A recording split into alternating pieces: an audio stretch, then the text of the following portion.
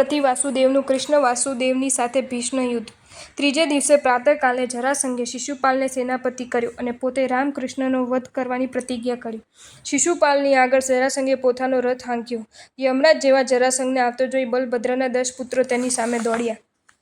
શિશુપાલ કૃષ્ણની સામે થયો, તેથી કૃષ્ણે શિશુપાલના મુગુટ, કવચ, ધનુષ્ય, સારથી, રથ, ઘોડા અને તેનું મસ્તક અનુક્રમે છેદી નાખ્યા। પછી જરાસંઘના 28 પુત્રો બલભદ્રની સાથે યુદ્ધ કરવા લાગ્યા, પણ બલભદ્રના અસ્ત્રોથી સ્વલ્પ સમયમાં મૃત્યુ પામી ગયા। જરાસંઘે ક્રોધથી બલભદ્રના પુત્રોને હણીને બલભદ્રના મસ્તક પર ગદા નાખી, જેથી બલરામ મૂર્છા પામી ગયા। તેમને મારી નાખવા ઈચ્છતા જરાસંઘને જોઈ અર્જુન વચમાં આવીને તેની સામે યુદ્ધ કરવા લાગ્યો। કૃષ્ણે બલરામની તેવી અવસ્થા જાણીને કોપથી જરાસંઘના 69 પુત્રોને મારી નાખ્યા। તે સમયે સૂર્ય અસ્તાચલ પર જતા પોતપોતાના સ્વામીની આજ્ઞાથી અનુક્રમે બંને સેનાઓ રણક્ષેત્રમાંથી પાછા ફળી। જરાસંઘે શત્રુઓને યુદ્ધમાં દુર્જયમાની પોતે સિદ્ધ કરેલી જરા નામની અસુર સુંદરીને રાત્રિએ યાદવોના સૈન્યમાં મોકલી। શ્રી નેમિનાથ કૃષ્ણ અને બલભદ્ર વિના અત્યંત જરાવસ્થાને પ્રગટ કરતી એ જરા અસુરી સર્વ સેના ઉપર વ્યાપી ગઈ। તે જરાથી આખી સેના ચેતનરહિત થઈને માત્ર કિંચિત ઉચ્છ્વાસ લેવા લાગી। પ્રાતઃકાલે જાગ્રત થતાં જ કૃષ્ણે પોતાની સેનાની તેવી સ્થિતિ જોઈને મનમાં ગ્લાનિ પામી। નેમિકુમારને કહ્યું, હે બંધુ, આ સૈન્ય શૂન્યું થયું છે। બલભદ્ર ગદાઘાતથી વિધુર થયા અને બીજાઓ પણ અછતા થઈ ગયા। નેત્ર જોવા આપણે બે છીએ, તેથી હવે તમારી સહાયથી જ શત્રુઓનો વિનાશ થાય તેમ છે, માટે હવે તમે રણમાં ચાલો। કૃષ્ણના વચન સાંભળી અભિજ્ઞાનથી જોઈને શ્રી નેમિનાથ ભગવંત બોલ્યા, હે શ્રીકાંત, સાંભળો, તમારા પરાક્રમ અને તેજ વડે સંભ્રમ પામેલા તમારા શત્રુએ તમારા સૈન્ય ઉપર જરાને મોકલી છે, તેથી આ સર્વ સેના વિધુર થઈ ગયેલી છે। તમે એકલા પણ આ રણ સંકટમાં શત્રુઓને હણશો એ સત્ય છે, પણ આ તમારું સૈન્ય આ જરા વડે પ્રાણ છોડી દેશે, માટે તેનો ઉપાય કહું તે સાંભળો। પાતાળમાં ધર્મેન્દ્રના દેવાલયમાં ભાવિ તીર્થંકર શ્રી પાર્શ્વનાથની અતિ મહિમાવાળી પ્રતિમા છે, માટે પદ્માવતી દેવીની 3 દિવસ 3 ઉપવાસથી આરાધના કરીને તેની પાસે તે પ્રતિમાની યાચના કરો। એ રીતે આરાધેલી તે દેવી તમને તે પ્રતિમા આપશે। તે પ્રતિમાનું સ્નાત્ર જળનું સિંચન કરવાથી તમારું સર્વ સૈન્ય ક્ષણવારમાં સ્વસ્થ થશે। કૃષ્ણ બોલ્યા, હું જેટલી વાર દેવીના ધ્યાનમાં તત્પર રહું તેટલી વાર આ સેનાનું રક્ષણ કોણ કરશે? પ્રભુએ કહ્યું, ત્યાં સુધી શત્રુઓના સંકટથી હું રક્ષા કરીશ। તે સાંભળી હર્ષ પામેલા કૃષ્ણ વાસુદેવ ધર્મેન્દ્રની આરાધનામાં તત્પર થયા અને પોતાનું મન તેના ઉજ્જવલ ધ્યાનમાં છોડી દીધું। અહીં યાદવોનું સૈન્ય રેડું જોઈ પરાક્રમી જરાસંઘ ચતુરંગ સેના લઈને ચડી આવ્યો અને મેઘની જેમ બાણવૃષ્ટિ કરવા લાગ્યો। તે વખતે નેમિકુમારની આજ્ઞાથી માતલી સારથી આવર્ત લેતા પવનની જેમ પ્રભુ સંયુક્ત પોતાના રથને યાદવ સૈન્યની ચારે બાજુ ફેરવવા માંડ્યો। તે રથ ભમવાથી આખું વિશ્વ જાણે ચેષ્ટા રહિત થઈ ગયું। પછી પ્રભુએ મહાશંખ પૂર્યો અને ભયંકર શબ્દ કરતું ઇન્દ્રધનુષ ખેંચીને તેનો ટંકરાવ કર્યો। તે ધનુષ્યનો શબ્દ સર્વને ધૂસર થઈ ગયો। પછી શત્રુ તરફ અસંખ્ય બાણો શીઘ્રતાથી છોડવા માંડ્યા। તેમનો રથ ફરવા સાથે છૂટેલી બાણોની શ્રેણીને ભેદવાને અસમર્થ એવા સર્વ રાજાઓ રણમાં સાક્ષીભૂત હોય તેમ દૂર ઊભા રહ્યા।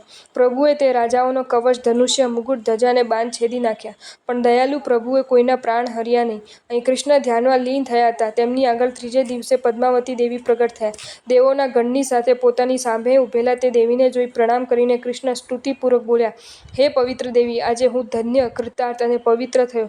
વળી આજે મારા સર્વ મનોરથ સફળ થયા કે જેથી મને તમારું દર્શન થયું।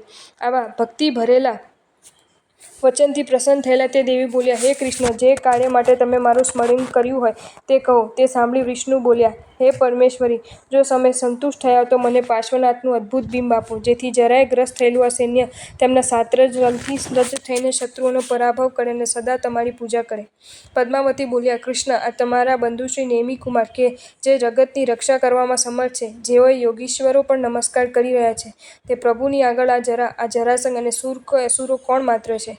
તેમની આજ્ઞાથી હું તમારા શત્રુ જરાસંઘને સૈન્ય રહિત મારી નાખું અથવા તેને બાંધીને ક્ષણવારમાં તમારી પાસે લાવું, અને બીજું જે કહો તે તમારું સર્વ ઇચ્છિત હું કરું। કૃષ્ણે કહ્યું, હે દેવી, તમારાથી તે સર્વ થઈ શકે છે, પરંતુ હે માતા, મેં શ્રી નેમિકુમારની આજ્ઞાથી જ તમારું સ્મરણ કર્યું છે। 3 જગતને માને એવા મારા બંધુ નેમિનાથના મહિમાને કોણ જાણતું નથી?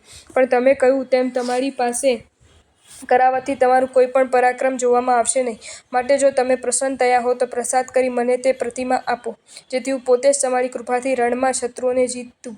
આવા કૃષ્ણના આગ્રહથી અને ભક્તિથી પદ્માવતી તે પ્રતિમા ત્યાં લાવી અને તે કૃષ્ણને આપી પોતે અંતર્હિત થઈ ગયા। કૃષ્ણએ પ્રતિમાનું સ્નાત્રજલ સૈન્ય ઉપર સિંચન કર્યું એટલે ક્ષણવારમાં સૈન્ય સ્વસ્થ થયું.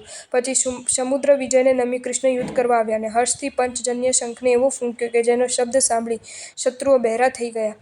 શ્રી નેમિનાથ પ્રભુએ લાખ રાજાઓને જીતી લીધા, પરંતુ પ્રતિ વાસુદેવનો વધ વાસુદેવથી જ થાય છે એ નિયમ હોવાથી માત્ર જરાસંઘને છોડી દીધો. બધું સૈન્ય જ્યારે પણ રણ માટે સજ્જ થયું ત્યારે નેમિનાથ પ્રભુ પોતે રણમાંથી મુક્ત થઈ માત્ર સૈન્યની રક્ષા માટે જ રહ્યા. બલભદ્રે પણ પોતાની વ્યથા દૂર થયા પછી હલ અને મુશલથી ઘણા શત્રુઓને ચૂર્ણ કરી નાખ્યા. પછી રોષથી અંધ થયેલા જરાસંઘે કૃષ્ણ તરફ પોતાનો રથ ચલાવ્યો. કૃષ્ણ પણ રથમાં બેસીને તેની સામે દોડ્યા. બંને વીરો પરસ્પર લોહાસ્ત્રે લોહાસ્ત્રનો અને દિવ્યાસ્ત્રે દિવ્યાસ્ત્રનો છેદ કરવા લાગ્યા. જ્યારે જરાસંઘના સર્વ અસ્ત્રો ક્ષીણ થઈ ગયા ત્યારે તેણે રોષથી ચક્રનું સ્મરણ કર્યું. તત્કાલ અગ્નિના કણોથી વ્યાપ્ત એવું તે ચક્ર તેના હાથમાં આવ્યું. એટલે જરાસંઘે કૃષ્ણને કહ્યું, રે ગોવાલ, સર્વ છોડી દો અને હજુ પણ મારી આજ્ઞા માન. જો તું જીવતો રહીશ તો ગાયોને ચારવાનું તારું કામ તું પ્રાપ્ત કરીશ, નહીં તો આ ચક્ર તારા મસ્તકને ભેદી નાખશે. આ પ્રમાણે કહેતા જરાસંઘને કૃષ્ણએ કહ્યું, રે મૂઢ જરાસંઘ, તું સત્ય કહે છે. તને મારીને ગોપાલન એટલે પૃથ્વીને પાલન કરવાનું મારું કર્મ હું કરીશ. માટે હવે ચક્ર છોડી દે. શા માટે વિલંબ કરે છે? જરાસંઘે તત્કાળ રોષથી આકાશમાં ફેરવીને ભયંકર ચક્ર મૂક્યું. તે ચક્ર કૃષ્ણને પ્રદક્ષિણા કરીને કૃષ્ણના હાથમાં આવ્યું. એટલે પોતે અર્ધચક્રી છે એવું જાણીને કૃષ્ણે તે ચક્ર ઉપર પાછું છોડ્યું. તે ચક્રે મગધરાજ જરાસંઘનું ગળું છેદ્યું. તેથી તે તત્કાળ પૃથ્વી ઉપર પડી ગયો. અંતે મૃત્યુ પામીને ઘણા કર્મોના ભારથી ચોથી નરકમાં નાળેકી થયો. આ કૃષ્ણ 9મા વાસુદેવ છે. એમ બોલતા દેવોએ કૃષ્ણના મસ્તક ઉપર પુષ્પની વૃષ્ટિ કરી. સહદેવ વગેરે જરાસંઘનો પુત્રોએ આવી કૃષ્ણને પ્રણામ કર્યા. કૃષ્ણે પોતે તેમની સંભાળ લીધી અને હર્ષથી રાજગૃહના રાજ્ય પર તેમને સ્થાપન કર્યા. પછી યાદવોએ પ્રેરેલા અને અમાપ ભક્તિવાળા કૃષ્ણે ત્યાં દેવાલય બનાવી પદ્માવતીને આપેલી શ્રી પાર્શ્વનાથ પ્રભુની પ્રતિમા અને તેની સામે પોતાની પ્રતિમા સ્થાપિત કરી અને તેની વ્યવસ્થા માટે તે નગરે નીકળ્યો. પછી માદલી સારથી શ્રી નેમિનાથ પ્રભુની આજ્ઞા મેળવી પ્રણામ કરી સ્વસ્થાને ગયો. કૃષ્ણે હર્ષથી ઇન્દ્રપ્રસ્થ પાંડવોને અયોધ્યા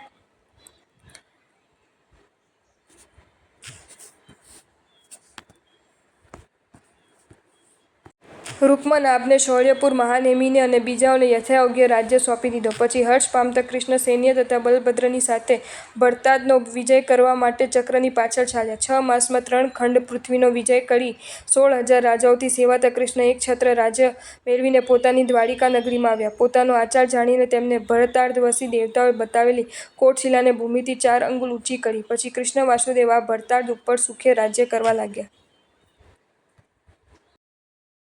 જો તમને આ વિડીયો ગમ્યો હોય તો આ વિડીયોને લાઇક કરો અને શેર કરો અને આવા જ નવા વિડીયો જોવા માટે જૈન ફેક્ટ્સ એન્ડ સ્ટોરીઝની ચેનલને સબસ્ક્રાઈબ કરો.